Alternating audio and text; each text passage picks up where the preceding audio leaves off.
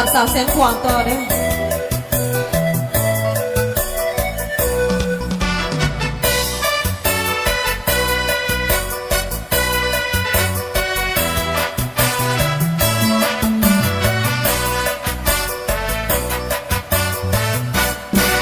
แผ่นดินอันแสนนักแพงของภาษา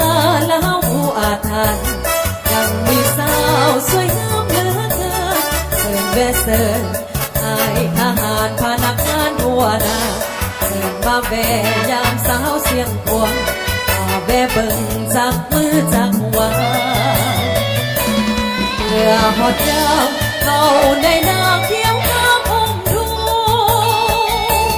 ป่ามาตูนให้สลีเขียวถนนทุ่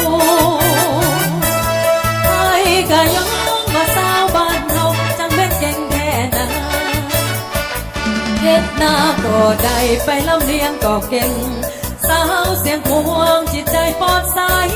ดังนับยวนความลิ้นไหลเย็นยกห้องหกแบกลมพัดวีวอนหน้าอ่อนซ้อนแม่สาวกองล้อนงานยิ้มน้อง12 วลีแปดบอกปึกแอบมีสาทหารเพื่อต้านทานจับโซนอากาศเมลิกาสาวเสียงพวงสาวบ้านเราสมที่เป็นยิ่งหนุ่มลาววิลาอาถรรพ์สมเป็นลูกหลานของภาษาโซเมื่อนกแอ่นบินเสด็จทั่วเมืองลาวน่าฮักแท้แม่สาวเสียงพวงหน้าสวยสวยตาดำดำคิ้วคงคิงบานป่าพายปืนยิ้มแย้มแจ่มใสก้าวไปตามเส้นทางบนฟ้าประเทศสา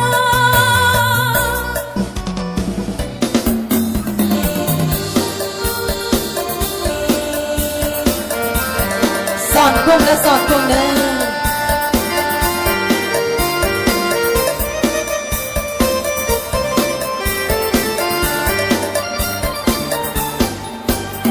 เสิร์ฟไปยามทงนาแสนบ้านนอก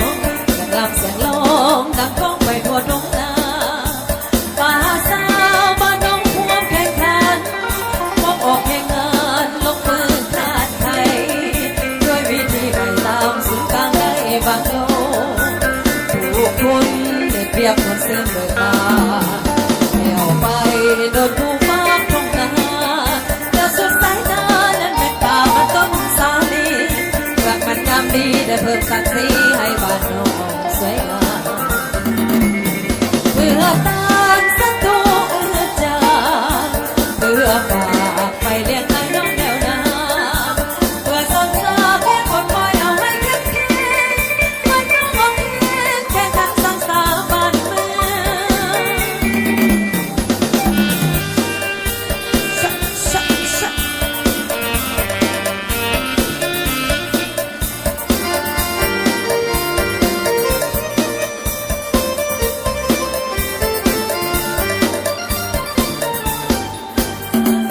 พยายามตรงนาแส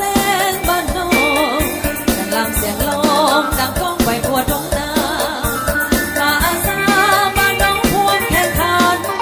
พบออกแข่งงานลงมือคาดไทยด้วยวิธีใหม่ตามศูนย์กลางได้บางโลกผู้คนเด็กเรียกคนเสื่อมเบิกบา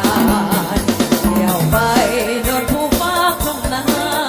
แล้วสุดสายตานั้นแม่นป่ามาต้นสาลีมันงามดีได้เพิ่มศักดิ์ศรีให้บ้านน้องสวยงามเพื่อต้านศัตรูจางเพื่อ